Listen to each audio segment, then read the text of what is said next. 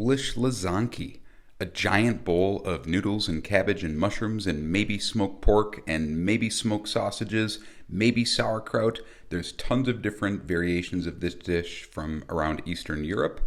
It's basically Polish-Italian fusion cooking from the 1600s, and this is what happens when the Polish king marries a woman from Italy. She brings all of her court cooks, and they take a traditional cabbage recipe from Poland and mix it with pasta. So the traditional pasta is square. You can make them at home. It's super easy. I wanted to buy the real deal, and the name is related to lasagna. Lazanki, lasagna. Super similar. A lot of traditional recipes are going to use sauerkraut. You can use a mix of half sauerkraut and half green cabbage. It's kind of up to you, but the sauerkraut is definitely the most ancient ancestral version. So what I'm going to do is I'm going to cut some green cabbage into fine shreds. I like a nice fine julienne here. The shapes strangely work together. The julienne and the squares. Cut the cabbage. Now I'm going to do the same thing to an onion, and I'm looking for about, like 1-inch julienne here. So I'm just going to julienne those onions, cutting them in half. Then I'm going to take some chicken of the woods mushrooms. I also did a version with chicken of the woods and honey mushrooms, and I'm just going to cut those into bite-sized slices. Then I'm going to cook a bunch of bacon, and you're going to cook this all the way down until all the fat has come out, because this is basically a sauceless pasta, and you need fat. Lard is very traditional with this, and a simple version might just be lard, fried onions, ham, and noodles, and cabbage. So I'm going to cook the bacon all the way down. I'm going to cook the mushrooms in a separate pan just to make sure they get some good color, and because they have a lot of water in them.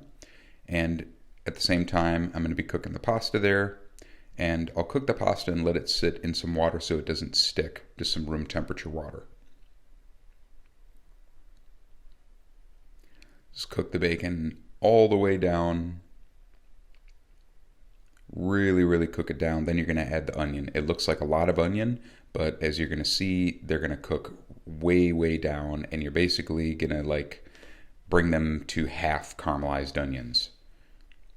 Yeah, now it's getting good. I'm going to add a little bit of garlic, stir everything around. You can see how much volume has been lost there. Now I'm going to add the cabbage, which I have par blanched. That is important. It's going to help the cabbage keep a really good texture. And we're going to cook all of that down until the cabbage tastes good to me. Hit it with a little bit of salt. You might have to add extra oil. This should be rather oily. Then I'll add those mushrooms, mix everything together, taste and season as you go. Plenty of black pepper. This dish really loves black pepper, and I actually made this one with a batch of fresh Lazanki that I infuse with a little black pepper too. Give everything a good toss and fry it for a minute. That's kind of the secret here, is frying it in an open pan. And yeah, make sure the pasta doesn't stick. They really like to stick. Then I'm going to add some fresh dill at the end. And voila, there it is. That's a traditional version. Cabbage, mushrooms, bacon, and onions. And then I also did another version as an example where all the ingredients are mixed together and they're not fried in a bowl. And that one has sauerkraut and honey mushrooms. Lots of different ways you can make this. One of the most interesting is that this is also served sweet. So this is a sweet Lazanki with black walnuts, traditionally it'd be almonds, and a sauce of poppy seeds cooked in milk with vanilla and honey. Really interesting, very interesting dessert.